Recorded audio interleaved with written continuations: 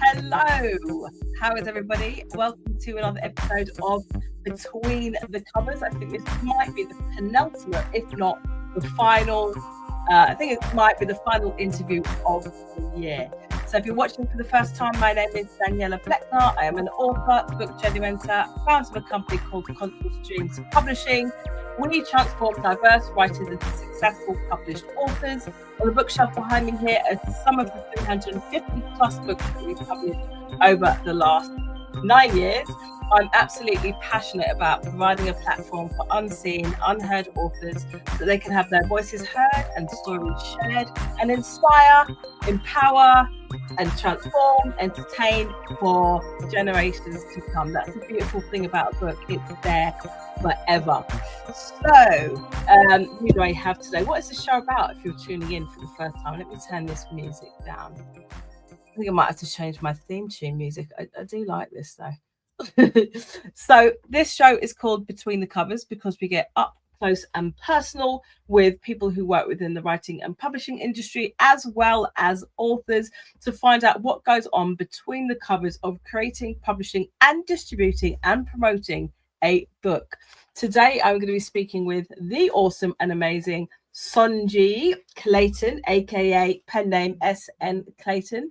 So we have worked with Sonji for the last few years now.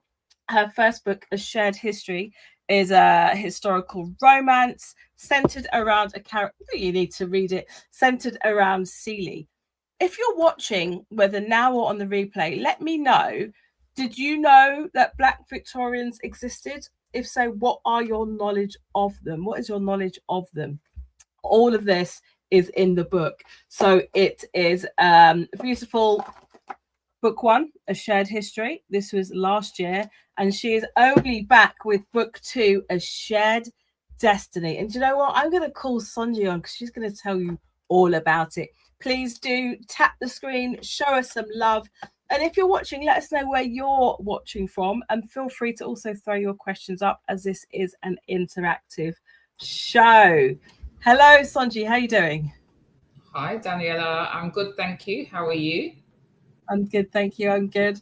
So your second book with us, Black Victorians, A Shared History, was out on the 30th of October. How are you feeling now that this book is out? Do you know what? I remember with the first book, I felt like everything was so surreal, but it actually feels more real now. But the second book, like, okay, you're getting there because it's like a 3-book series. So it actually just feels like we had some challenges, as you remember. So it just feels like a relief, and I'm just like happy and just kind of thankful that, you know, there's 2 books out looking all shiny and brand new. So yeah, they're out and they're absolutely fantastic. So let's start with the shared history first for people who don't know. Hello there, Angeline. Nice to see you. Lovely to see you. Hi, everyone. A Shared History was set in the 1880s. Can you just give us a brief overview of this one? And then we'll sort of get into the second book because they kind of lead on from each other. Well, A Shared History is about Celia. She's an independent Black woman living in the 1880s. That one's set in 1880, as you said.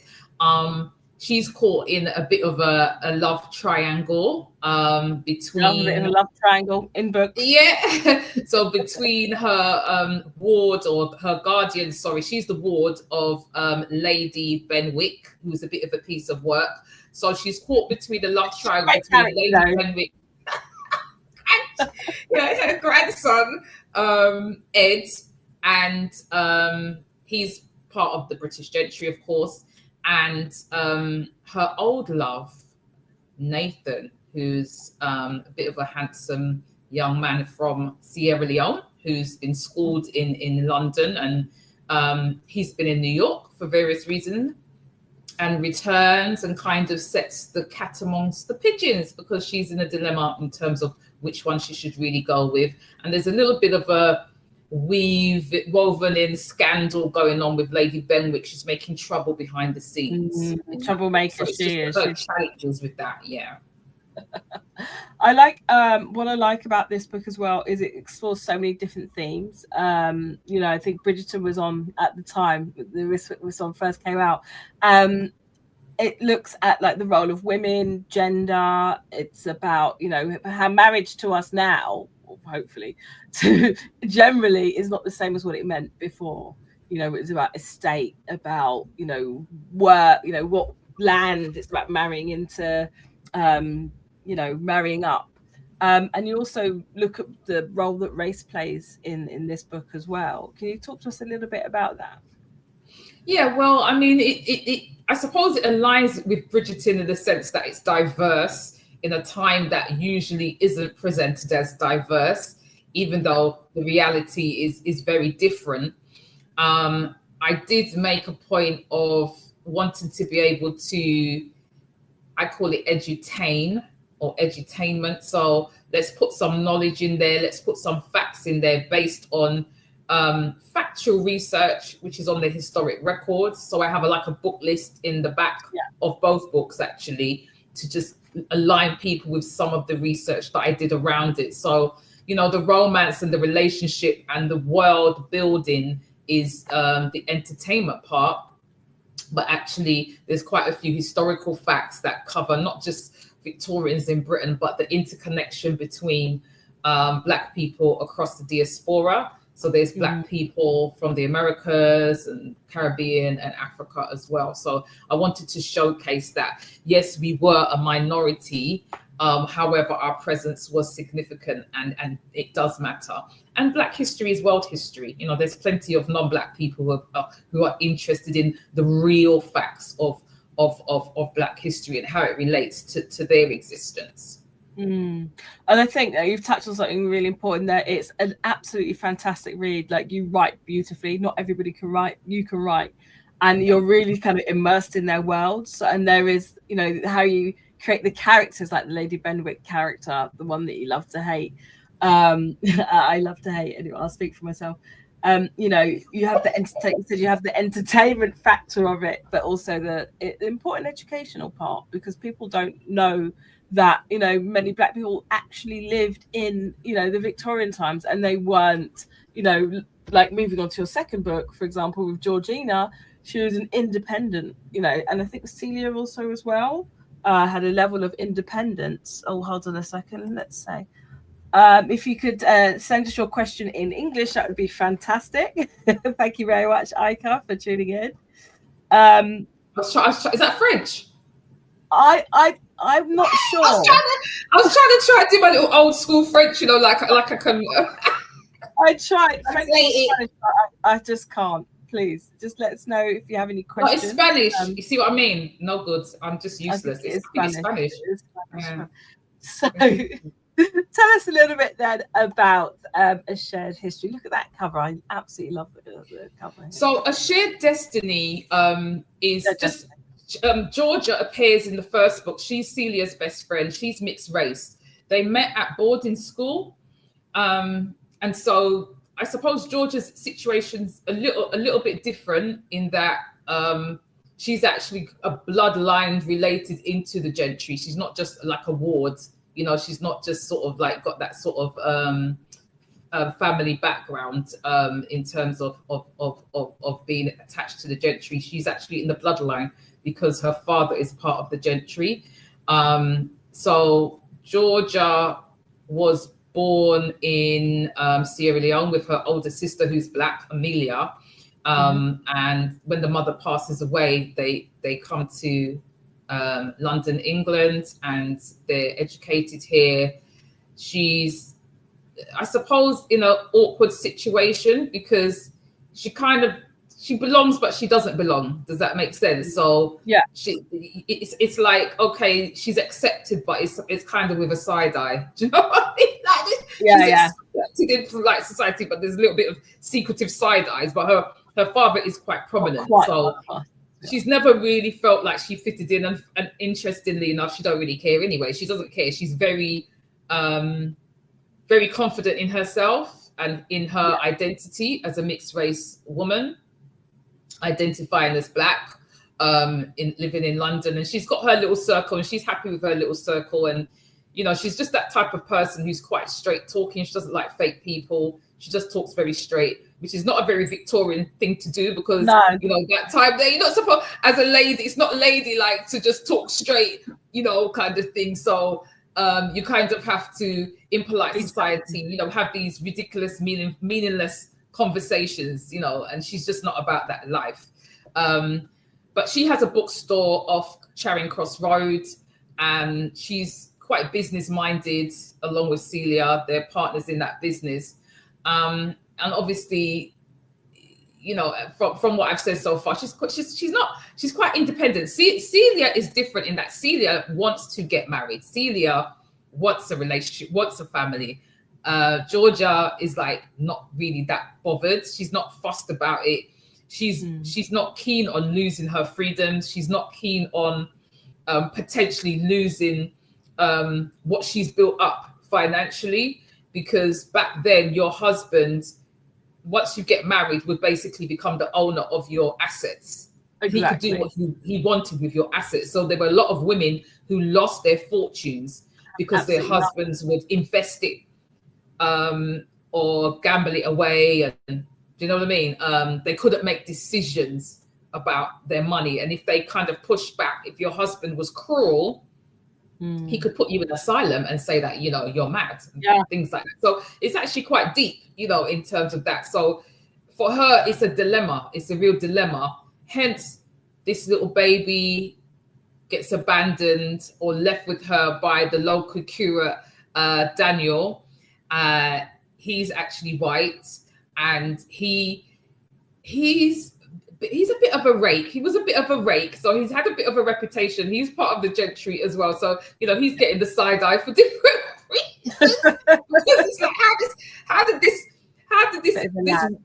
this rake? He was like a womanizer, but although he was a womanizer, these elders, you know, and parents in the gentry, they all tried to marry him off to their young daughters, because he's still like got quite a bit of standing, he's wealthy, etc. Yeah, so he's a bit of a scandalous rake, but they still all want him. So she has a kind of tentative relationship with him, and he drops this baby off that's been abandoned. And as the story goes on, it's just really her challenges really with what's she going to do about this baby? You know, what's the future hold for that? How's society going to accept her as a single woman, whether she's part of the gentry or not? She's still a single woman, and women have a certain, you know, image to keep up. So it's thinking about the dilemma of, instead of having to prioritize herself, now she's got to prioritize somebody else potentially. And then out of nowhere, Daniel then comes with a kind of arranged marriage type of proposal. Okay, so we're not going to tell. Listen, go. You got to go out and get the book. Oh, there's a lot more to it than that, anyway. So I mean, I know.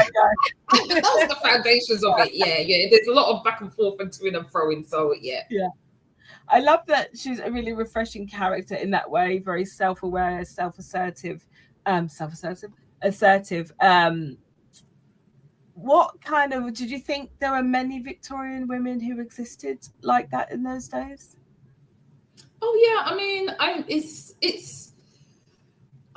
reality, isn't it? Not everybody's gonna meet.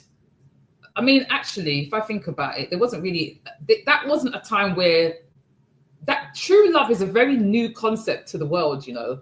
Like, people didn't get married for love. Do you know what I mean? It's a very sort of 19th century, late 19th century kind of concept with your Jane Austen, your Emily Bronte's type thing. So it's quite a new concept, to be quite frank. I mean, families aligned, especially with the middle classes and upper classes, and even with the working classes. Sometimes it was just about, well, you need to, you know, they don't want these children in their house for too long. You need to get married. You need to come out of the house. Like a business, you know, what kind of thing we can't afford to have all these children, you know, because obviously there was no contraception like the pill. So women would have to it just was the thing. You got married to be looked after. Does that make sense? You needed to be looked after and taken care of, because your work options were limited. But at the same time, there were a lot of women who did end up as what they would have called them spinsters back then. And a spinster could be it could be quite young, They wouldn't be like necessarily old. For them, a so, 28-year-old single person, you know, yeah, for me, that's done for that. You know, it's almost like you're over. That's it. Yeah, you're just so it was that kind of attitude. But there were, you know, many, you know, women that had to be independent because they had no choice. You know, they had no choice. You might not have no family. You might not have a husband. You might not have any financial means. So you had to find a way to make a living. So you had actually a lot of women who were considered the genteel poor. So they might come from a really good background, but they've no money. There's no inheritance. There's nothing. So they maybe be a governess, or they'll maybe be someone's companion, or they'll find some other way to work, you know? Okay. I was going to say hello to a few people who are on. I know there's one person here who's actually reading your book. Janet says, good evening. Hello, Janet. She's also one of our authors. Alison's one of our authors, says, hey, ladies. I'm on chapter 10. Oh, my goodness. Well, without spoiling anything, Ali Pally, let us know what you think. And if you've got any questions about the book, now is the time. Okay, but no spoilers. Okay, so what sort of first inspired you to centre Black Victorian lives in your fiction? I know that you've done a lot of research. Yeah, could you just expand a little bit more on that? I suppose because I love that era. That's, in terms of historical fiction, I would say 19th century and probably Second World War. Those are my favorite eras. They tend to be my favorite eras. Don't ask me why. From that era, huh? Have you got a favorite book then, or from that era, or play or film? I'll tell you, one of my favorite authors, 19th century authors, is Beverly Jenkins, and her books are based in the Black West of America. I mean, they're just fantastic, just fantastic history and entertaining. And so I think when I saw that you could kind of successfully write in that genre, I just thought, okay, let me start with that genre. So I just thought, let me start with the genre that I have quite a passion for, because I need to write 3 books, and I know there's going to be ups and downs, and I need to keep going. So I need to be like passionate about that era, you know what I mean? But I honestly I find it fascinating. I think because it maybe was the era of the Industrial Revolution, it was the era of you know, slavery being abolished and us fighting. And so it was that kind of last era of slavery where we really fought for our rights across the diaspora and fought for our freedoms and gained our freedoms. And then there were these success stories that kind of came out of it. There's a lot of success stories that come out of that era, you know, Black scientists, Black inventors, you know, authors, you know, activists, you name it, you know, business people. A lot of Black people went, you know, got into business to sort of push themselves out of poverty. So there's a lot of fantastic stories that come out of that era in that respect. And then I love. Go on.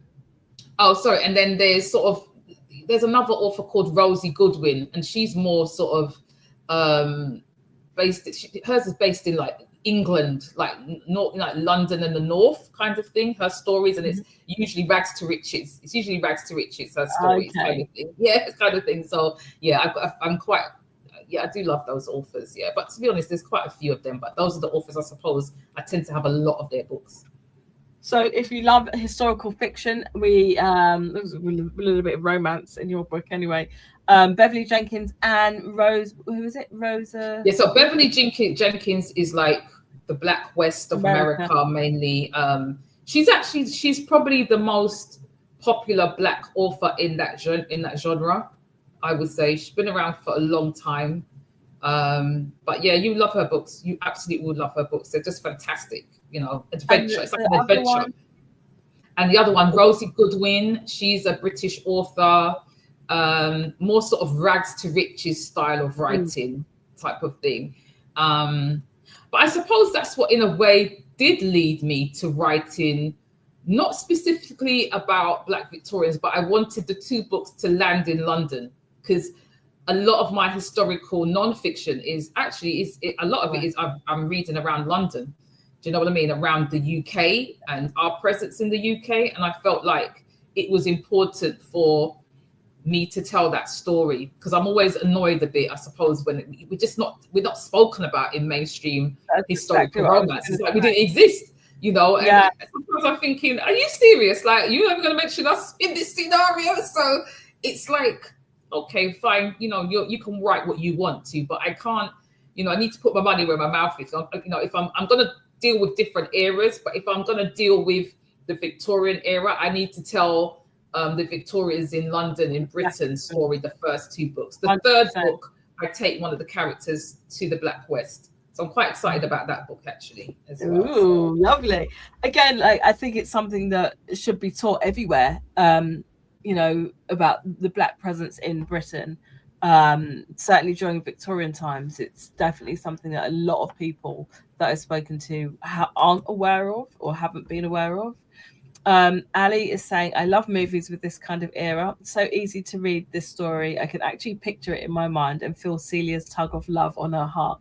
Are you on book 1, Shared History? I think you are. Yeah, she's on book 1. Yeah. On book 1. Hey, Alison.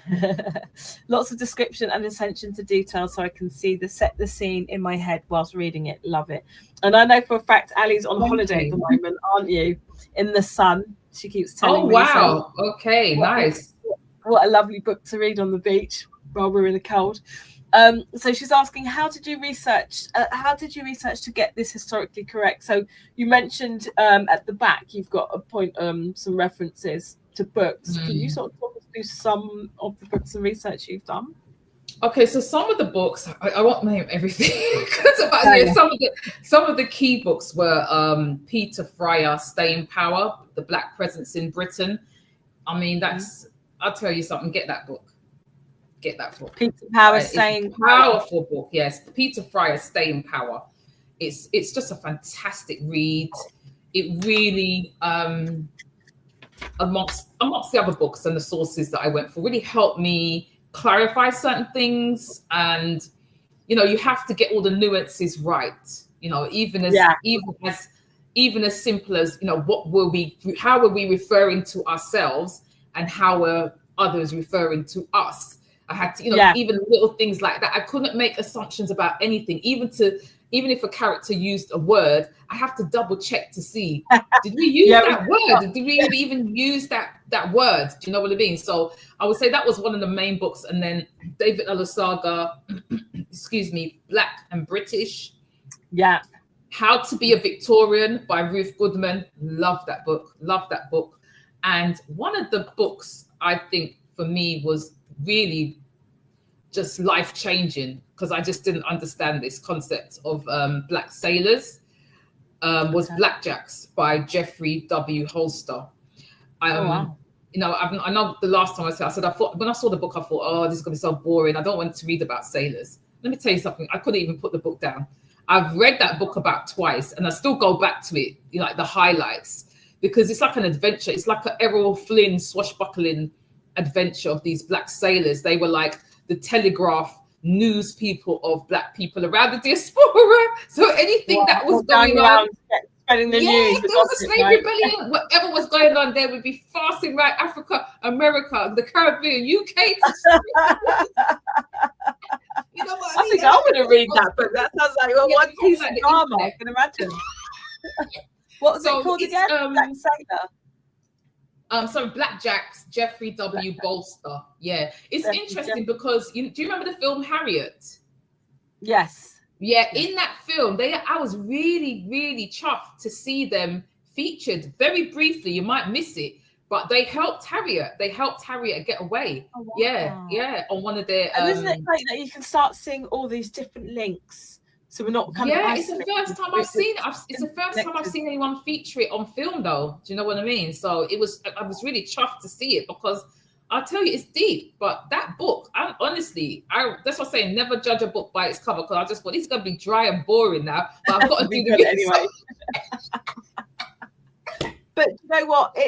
I think this is why preserving our stories are so important. You know, it's a slice of history. You know, knowing that black people did have a presence in England and did have a role all over the world, not just in the kind of absence or in the single story that's told in mainstream. Ali's saying, I'll finish reading by tonight, ready for book 2 when I get back. Yay! Happy reading.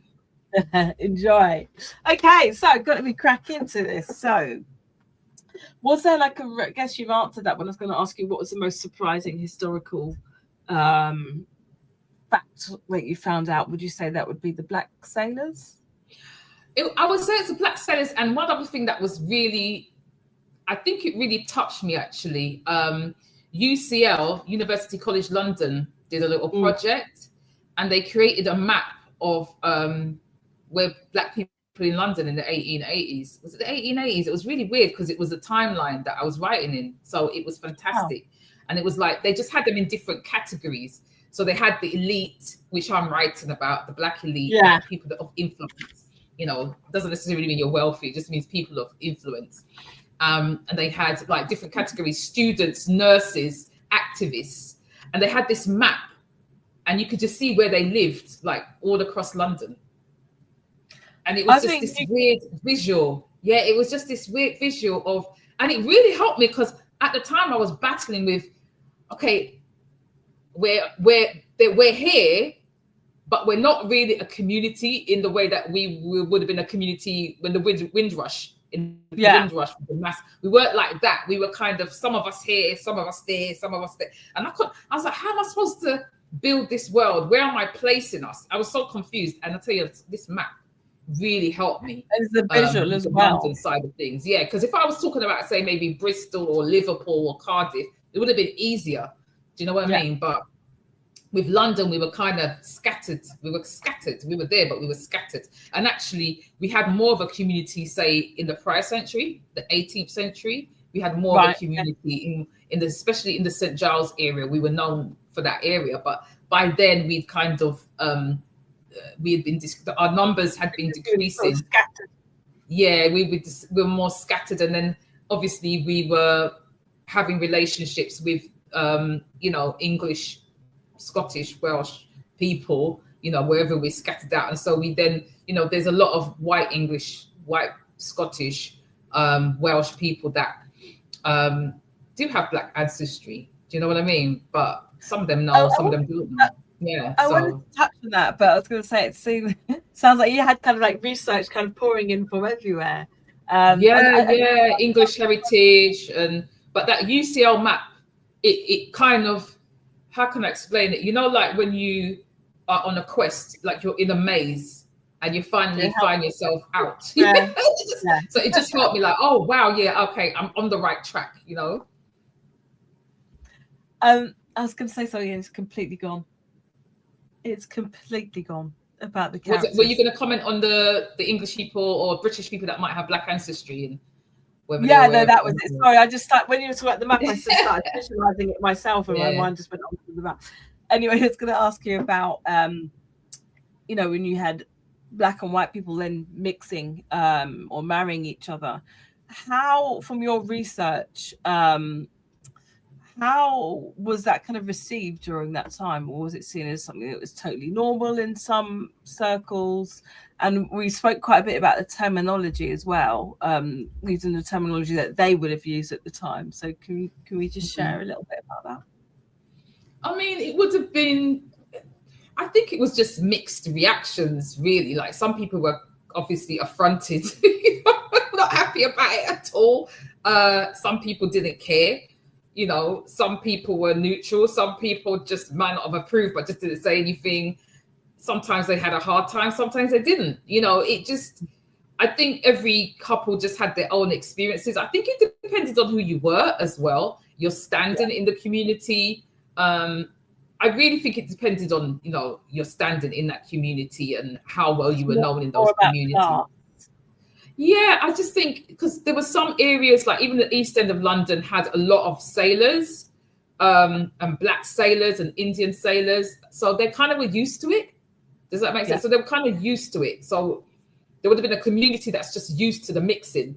So it wouldn't have been so much of an issue. But then maybe someone lives a bit further out and they're like, I don't know about this, you know, but yeah, kind of thing. When you come out of London a little bit and then you realise, but even within London, you're gonna get, you know, you're gonna get the negatives. You're gonna get the negatives, obviously, but I don't think it was that. It wasn't like America where you're like fighting for your life.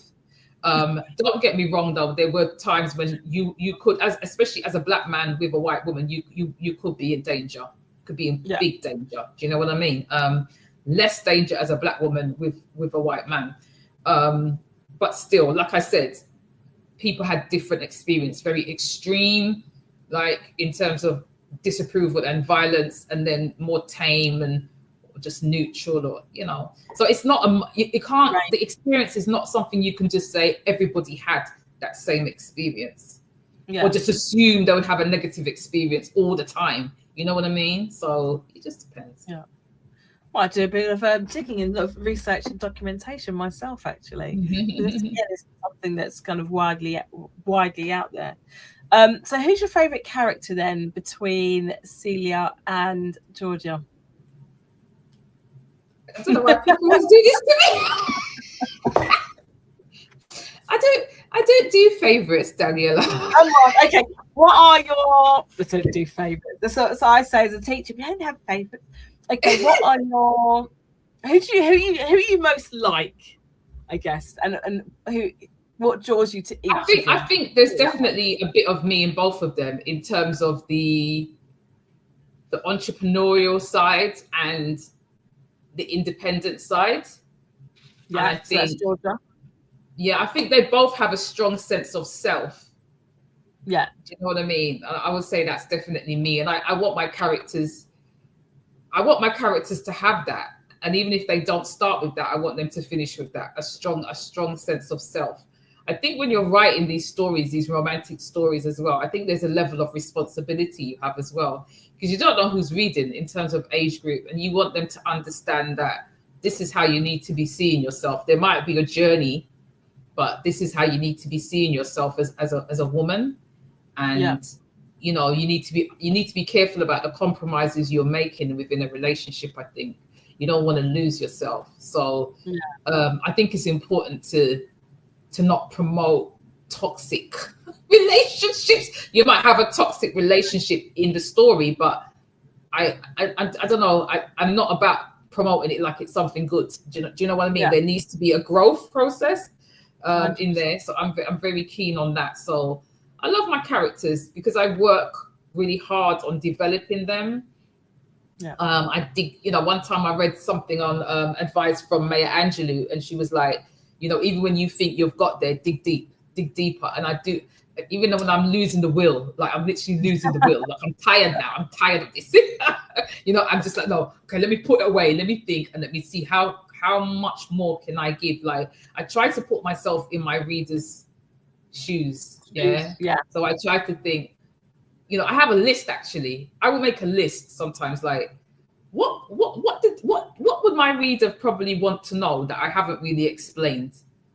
What haven't I wrapped up? You know, I definitely have a list, because it's the most frustrating thing when you read something and you have more questions at the end than answers, you know. So I try to wrap things up as much as I can. I know things can be missed sometimes, but I try to wrap up any questions that might be asked.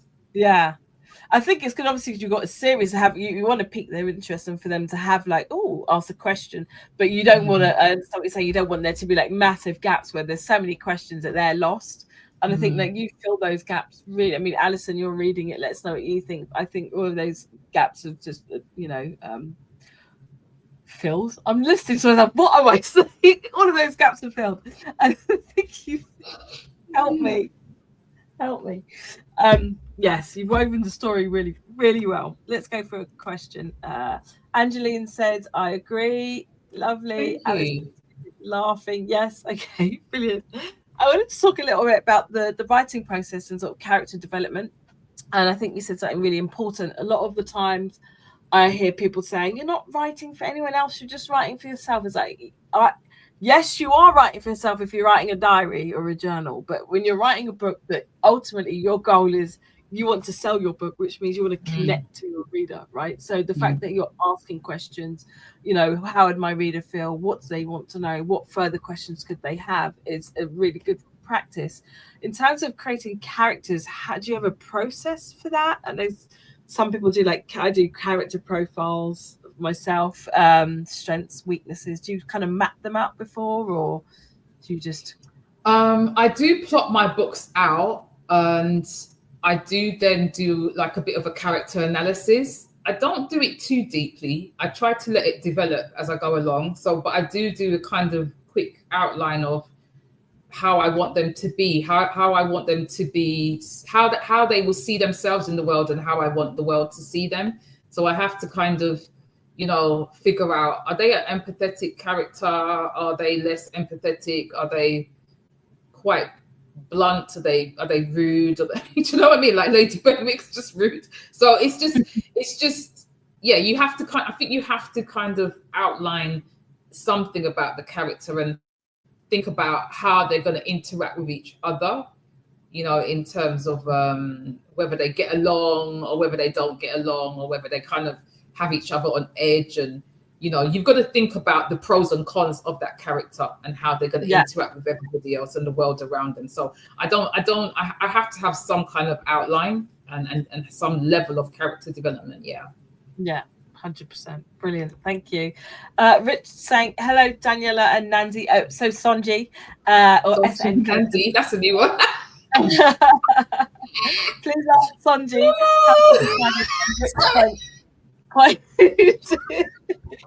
Point of view to I love my new name, Richard. Nandi. So if you're just tuning in, you're watching Between the Covers. I'm Daniela Bleckner, book journey mentor, founder of Conscious Dreams Publishing. I've been working with Sonji, aka SN Clayton, on, well, not one but two books in the Black Victorian series, and A Shared Destiny has just come out 30th of October. And lovely Richard is asking, how did you decide which point of view to portray, and was that easy or difficult? That's a really interesting question, actually. I think because I'll tell you what it is, because I'm used to reading most of the books that I enjoy reading is third person point of view. Do you know what I mean? So I think I just thought I just need to go with what I'm kind of comfortable with and what I find familiar. Do you know what I mean? So I kind of, that's really why. It's just because I just prefer that. However, I tend to find first person books quite draining if it's just first person and it's just one point of view. Yeah, you have to be a really good writer to maintain my attention. Like Dorothy Coomson, she's really good at that, right? But what I started to find I'm starting to pick up these books now that were written first person, but two points of view. So the protagonist and the antagonist. And I was like, oh, I like this. This is so much easier to consume. Do you know what I mean? So interestingly enough, the third book, I wanted it to be different because it's going to be in America. I said, I want this to be different. So it's a little bit shorter, but it's actually first person point of view. Yeah, really? But from Amelia's standpoint and her romantic opposite. Yeah, so that's the first time. Yeah, this is news to me, Richard. I didn't know this, so I'm looking forward to seeing the switch from third person to first. I'm so used to third person, so that'll be interesting. Yeah. So I actually found it. I wanted to see if I'd write quicker if I did it in first person. Have you? How far? Do you know the answer yet? How far are you in? Yeah. So I'm on the second draft. Right. And I did actually. I'll tell you what. I found it quicker when I was writing from the female's point of view. But as soon when I got to the male's point of view, I was like, oh no. Wow. I need to get in his head. Like, how am I supposed to get into this man's head? Like, I don't know how to get in his head. So I was a little bit slower with that element until I kind of got into it. I think I had to do a bit more character development, actually. That's what I had to do a little bit more character development to get in his head. Whereas when you're writing from third person, it just doesn't feel like that deep. Do you know what I mean? Well, I guess when you're writing from third person, you're looking at how the world sees them from the omniscient point.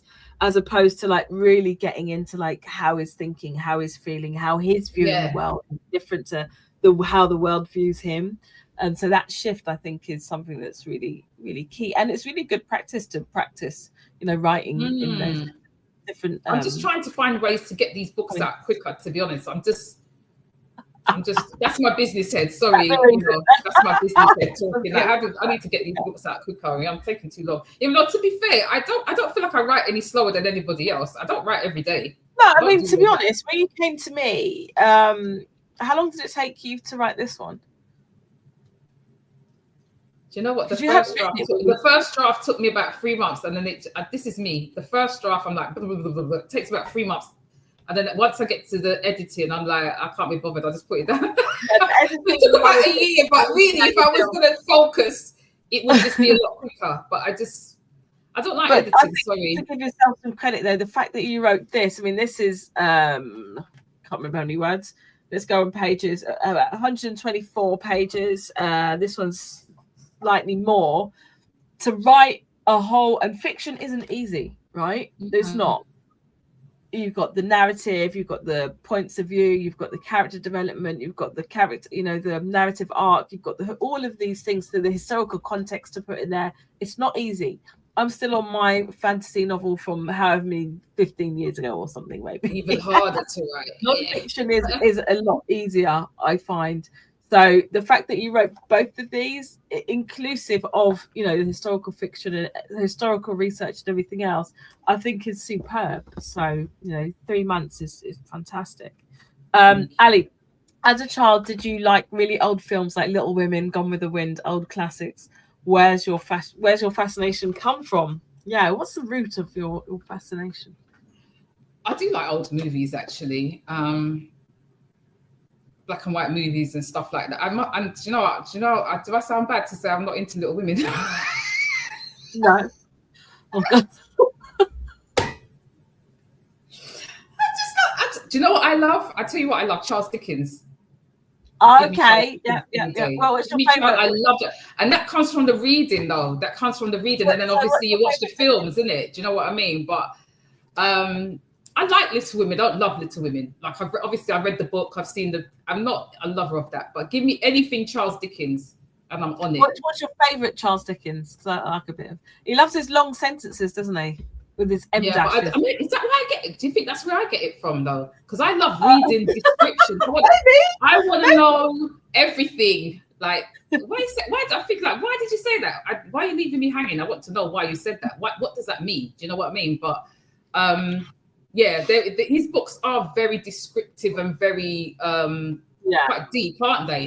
But it's so entertaining. He really gets human peccadillos, and I just love his writing. So I think in terms of that type of growing up, films wise, that's the type of thing I used to love to watch. But I love all the black and white movies from that era and the musicals and documentaries and anything history. I just love history, I just love history because when I finish the third book, I need a break from the deepness of history from that era. I need a break, because it's a lot. It's a burden to carry to get it right. Yeah. Do you know what I mean? You've got to get it right. So my next book, I'm going to be based on the 90s.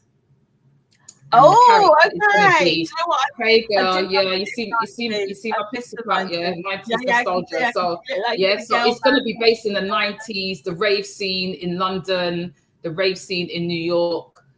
I just need to be, it's going to have a playlist, you name it. So it's still going to be Black history, but I feel like there's not really anything out there that kind of magnifies or shines a light on the social scene in London during the 90s.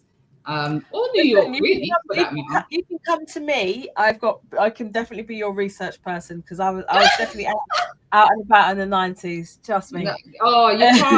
You just can't beat the 90s. Do you know what I mean? Like, come on. Yeah. But I feel like we had such a great social network and infrastructure in the UK, especially London, that just was unmatched. But also but also as well, sort of going back to the 90s and the social part of it all and the music. It was, you know, the back in the days where no one really had a mobile phone. So the social chat, the dance, the conversations, all of that was so much more vibrant and present. Not that I go out raving now, so I haven't really got much to compare it to. But yeah. It's just the rare occasions that I go raving. It's like you know, you're trying to get nostalgia and it's not really working. It's not working. It's not working. It's not the same. It's not the same. But I think I have one book by. Do you remember that publication? Was it by Express? Do you remember Express back in the day? They were book publishers.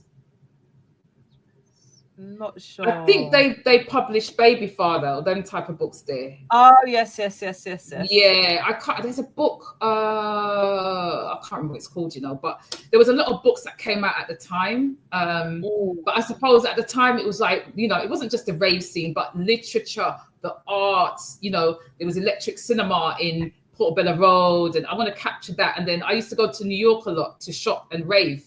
So there's the clubs out there, and there was a lot of British people, a lot of Black English people out there, a lot of Black British people out there doing their thing. So I want to kind of capture that era and just have a bit of fun with it and a bit of nostalgia at it, but at the same time tell the history, because a lot of our youngsters don't really get.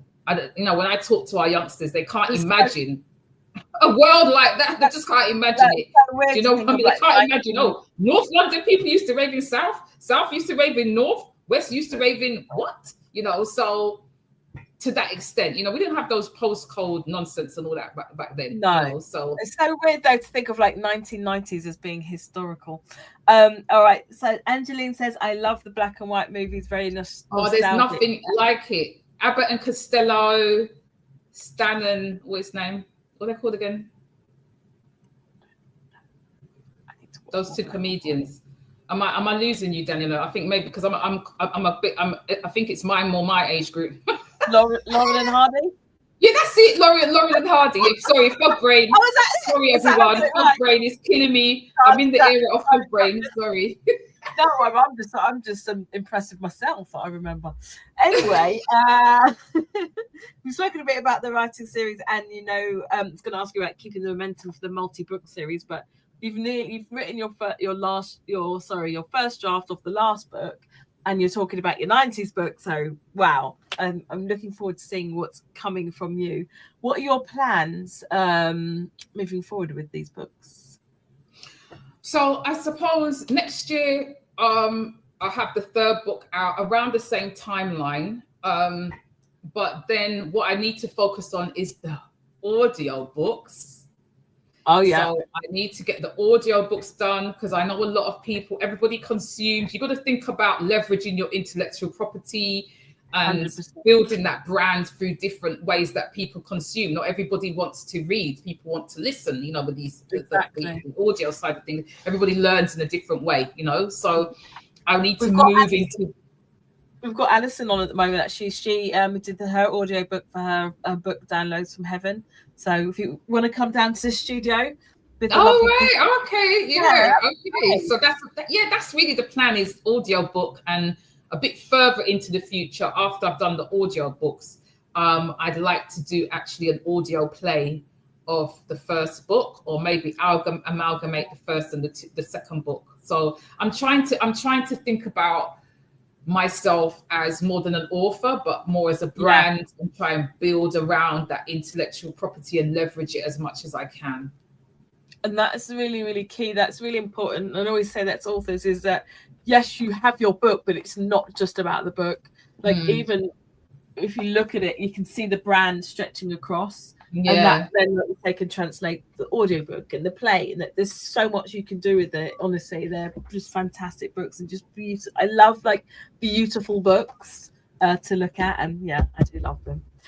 So last question then, I guess.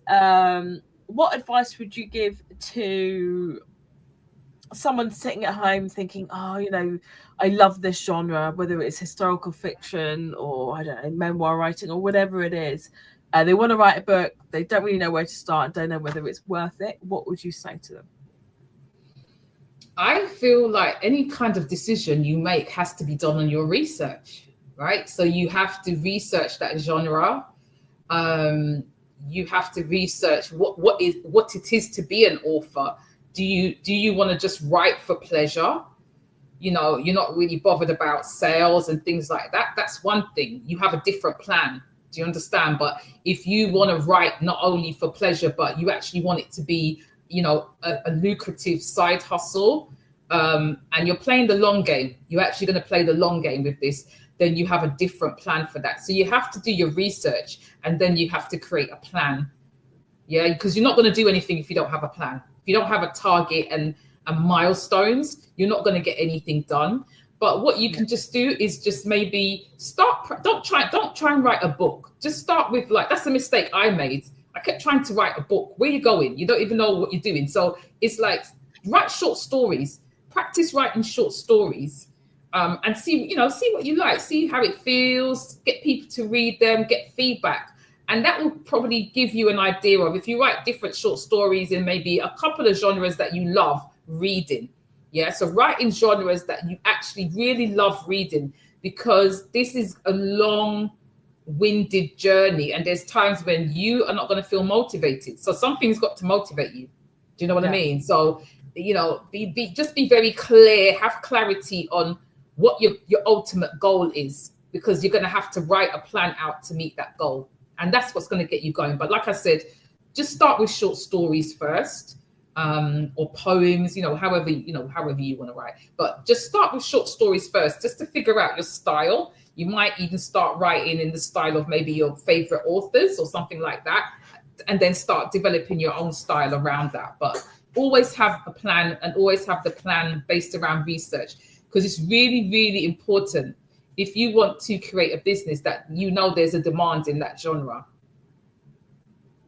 100%. So you heard it here first. Have a plan. It's so important. And I like what you said about just writing for fun as well. I think that's something that we forget. We can get so that's me. With getting the plot and sticking to one thing, but actually the practicing of the craft, whether it is a poem or a short story or something else, to just get you going. I think that's really good advice there. Might write a short story now, actually. You have to find your own rhythm. You have to find your own rhythm. I don't write every day. If someone else thinks this is how I can stay motivated writing every day, that's not how I stay motivated. It's just not my style. I just do writing sprints, really, where I just write a lot, write, and then I just say, all right, I'm fed up now. I don't want to write. So I do a lot of writing in my head, actually. I think that's what it is. I think a lot of it out, so you just got to find your own way.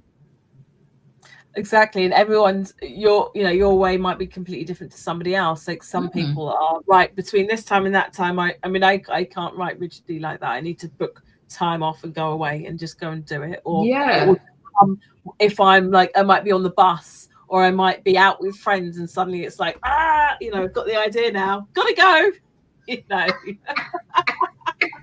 I don't really do that. But I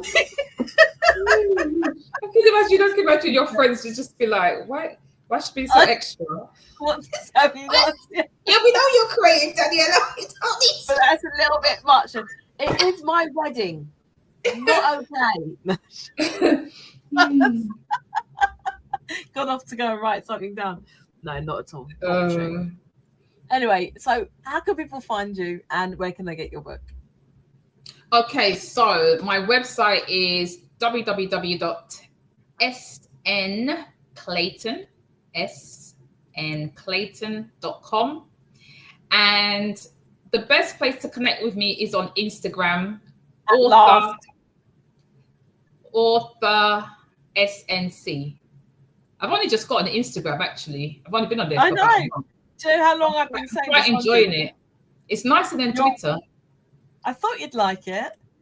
Twitter's just, honestly, I've actually finally abandoned Twitter.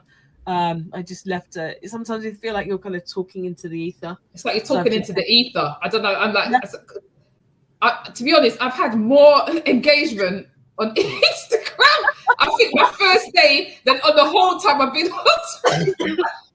Stop it. Is that, If you're an author, if you're watching this now, if you're an author and if you're watching this now on the replay, just let us know what is your best platform for your book? Is it Instagram? Is it Twitter?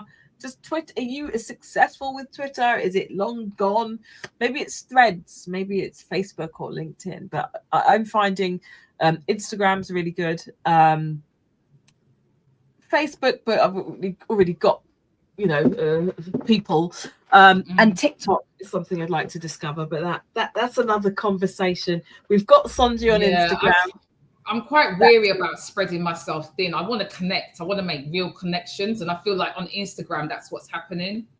You know what I mean? Like, I feel like I'm talking to people I'm familiar with, kind of thing, or I know them, Yeah. So it's a much nicer experience. It's a much more authentic experience. So you don't feel like, oh God, I got to post. I don't feel like that. I just feel like, oh, let me get in here. Oh, what's going on here? Oh, okay. And then I just post when I feel to post. Do you know what I mean? I don't feel any pressure, kind of thing. Yeah. And that's what it should be. It shouldn't be pressure. And, another thing for authors as well, don't think like you need to be on every single platform. You don't. Just find out where you're, again, like you said, what's your goal? Is it to connect with booksellers, or who are going to be on Instagram or whatever? Or is it that you want to do lots of videos? Or is it that you want to, is your audience on LinkedIn? Is it that you want to connect with schools? So just knowing where your audience are and what your goal is, I think, determines what platform you're going to use. And you don't need to be on them all. Janet is saying Instagram is working. Nice. Good to hear that. Hey Lee, nice to see you. So again, you can connect with Sonji on Instagram at author SNC, and also hop over to her website www.snclayton.com. Okay. And please join my newsletter. Join my newsletter, because I do kind of pick up on Black historical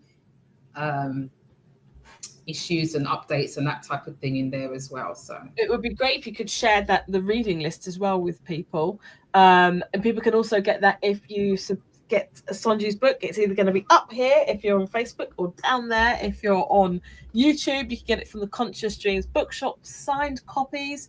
You can also get it from all good retailers as well. 2 more comments coming up and then I'm going to have to end. It's nearly been an hour, so it's supposed to be half an hour. Alison says Insta and Facebook for me. I really don't like LinkedIn and never tried Twitter, and not feeling TikTok. Yeah, just go with what resonates with you. Exactly. Instagram, hello there. Facebook for people I know somewhat. Yeah. Hello there, Gloria. She's saying Instagram for new people and Facebook for people I know somewhat. Thank you so much. Newsletters work well. Yeah, exactly. So there's so many ways. Janet, I need to kind of get a life with my newsletter, to be honest with you. mine's a bit sporadic. But now the second book is out, I can just get into more of a consistency with it. So I'll just do a quarterly one, I think. Yeah, quarterly's fine. You don't want to be doing like 3 or 4 times a week. I do mine like maybe once a week, sometimes like 3 times a month. I try not to do too much.